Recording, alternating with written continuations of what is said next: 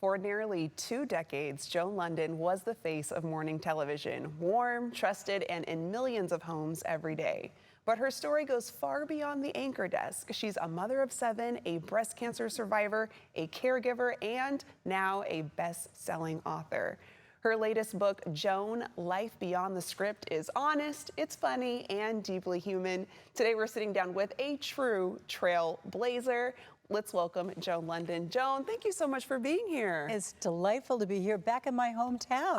Yes. Born and raised here. I was gonna say, yeah, you're making it back to Sacramento. And to that point, can you talk a little bit about how Sacramento started just your career journey and everything you are? Sacramentans will remember Harry Geis. He was a legend here for decades.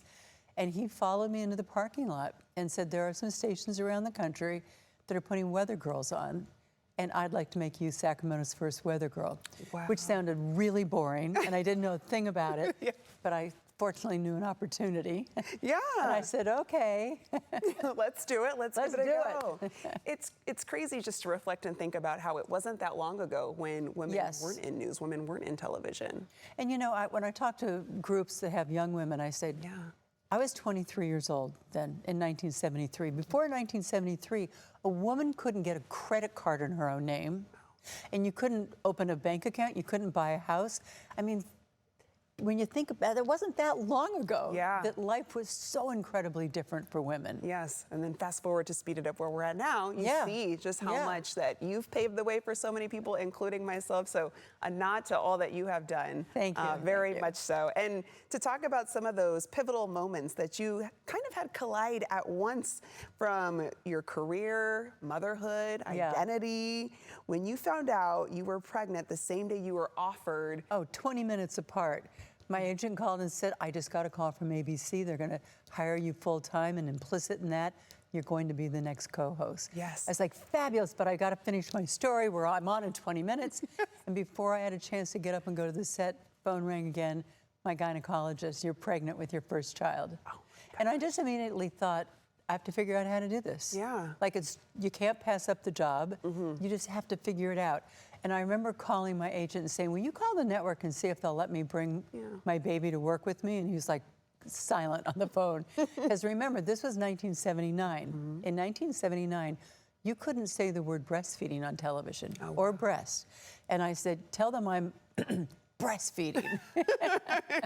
So, I mean, what was that transition like? Not only co-anchoring Good Morning America, but also, hey, I'm a mom now too. And I mean, for the beginning, I went there. I started with GMA in like 1977, became the host in 80 when I had my first daughter. And I had the first 3 daughters really during, the 80s and 90s there at GMA, and they traveled the world with me. I mean, ABC was really good about it. I got to really give them kudos.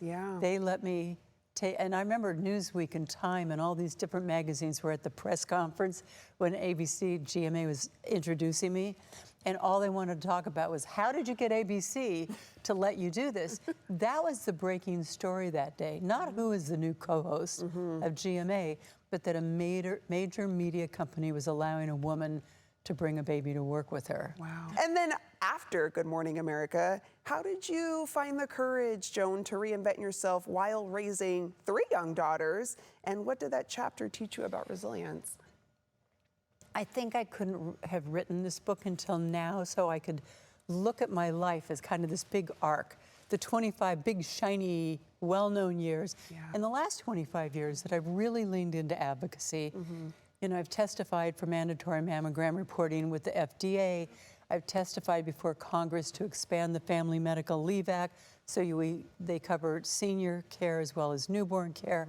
You didn't need to do what everyone expected you to do. Like, look at all the things you got to do after that.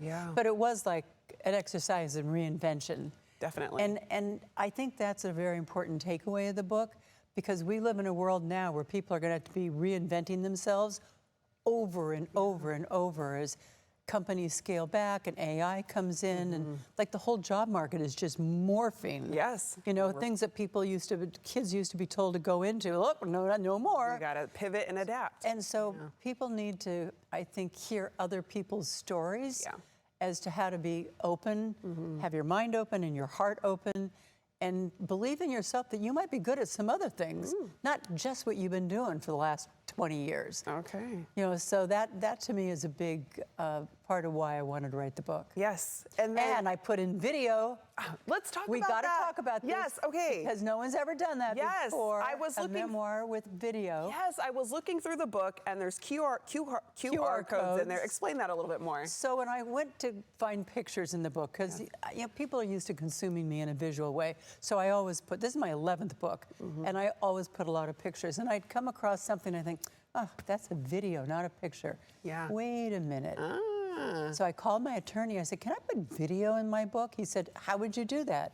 QR codes. He said, do you own all the video? I said, it's all on YouTube. Yeah. Somebody put it there. For me, I'm like, oh, you know, as a journalist, this book is for me. But I think it's also not only for journalists. Who else would you say this book is for? But for everyone else out there, quite frankly, it doesn't make any difference whether you're 25 or 75. Everyone now is still looking to stay in the job market. Yes.